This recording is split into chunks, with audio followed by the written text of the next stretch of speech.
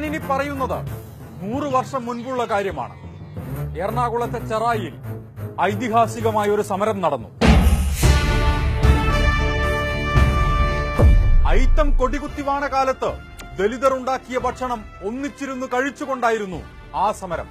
സമരത്തിന് നേതൃത്വം നൽകിയ ശ്രീനാരായണ ഗുരുവിന്റെ ശിഷ്യനായ സഹോദരൻ അയ്യപ്പനെ പുലയൻ അയ്യപ്പൻ എന്ന് വിളിച്ച് സമൂഹം ഇതിന് മറുപടി നൽകി. പള്ളിപ്പുറത്ത് കോരശ്ശേരി വീട്ടിൽ അയ്യരു എന്ന പുലയൻ താനുണ്ടാക്കിയ മെഴുക്കുപുരട്ടിയും കടലയും ചക്കക്കുരുവും ചോറും വിളമ്പി. പല ജാതിയിൽപ്പെട്ടവർ ഒന്നിച്ചിരുന്നു കഴിച്ചു.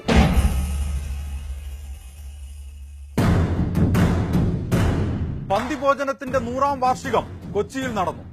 ആർക്കും ആരുടെ കൂടെയും ഇരുന്നു കഴിക്കാൻ കഴിയുന്ന പുതിയ കാലത്ത് കേരള മുഖ്യമന്ത്രി പിണറായി വിജയൻ എല്ലാവരുടെയും കൂടെ ഇരുന്ന് ഉണ്ടു. എന്നാൽ ഇവിടെ പുലയനായ അയ്യരുവിന് പകരമെത്തിയത് ഒരു നമ്പൂതിരിയാണ്. കലോത്സവ വേദികളിലൂടെ പരിചിതനായ പഴയിടം മോഹനൻ നമ്പൂതിരി. അതെ, പഴയിടത്തു തന്നെ നിൽക്കുകയാണ് നമ്മൾ.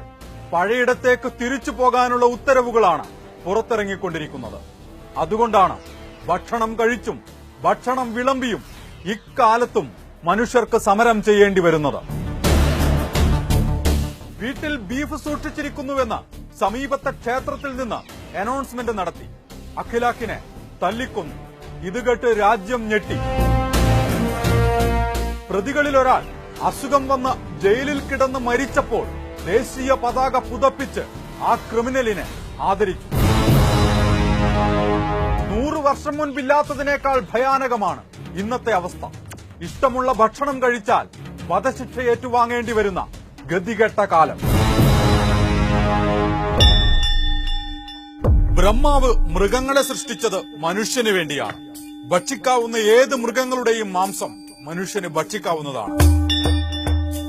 പശു, കുതിര, കാളക്കുട്ടി, പോത്ത് എന്നിവയെ ഇന്ദ്രൻ ഭക്ഷിച്ചിരുന്നു. സമ്പൂർണ്ണ കൃതികൾ 536.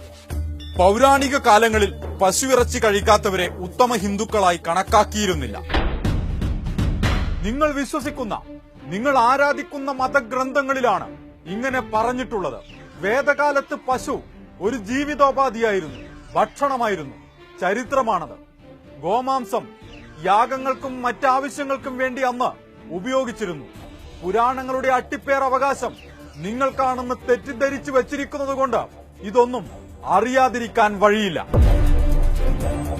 സ്വാമി ദയാനന്ദ സരസ്വതി ആര്യസമാജം വഴി പശുവിന് വിശുദ്ധ പട്ടം നൽകി. ദളിത് ജനതയുടെ ജീവിതോപാധിയായിരുന്ന എരുമയിൽ നിന്നും പശുവിൽ നിന്നും പോത്തിനെ വേർതിരിച്ചു. ഉത്തരേന്ത്യയിലെ മനുഷ്യരുടെ, മുസ്ലിങ്ങളുടെ പ്രധാന വരുമാന മാർഗങ്ങളാണ് തോൽക്കച്ചവടവും അറവും. അതുവഴി, ഈ ഉത്തരവ് വഴി അവരുടെ സാമ്പത്തിക അടിത്തറ തകർക്കുക എന്നതുകൂടിയാണ് ലക്ഷ്യം. കറവ പറ്റിയാൽ പശുക്കളെ വിൽക്കും. അതാണ് കർഷകരുടെ പ്രധാന വരുമാന മാർഗങ്ങളിൽ ഒന്ന്. ഇനി അത് നടക്കില്ല. കറവ പറ്റിയ പശുക്കളെ കർഷകർ പോറ്റണമെന്നാണ് സർക്കാർ പറയുന്നത്.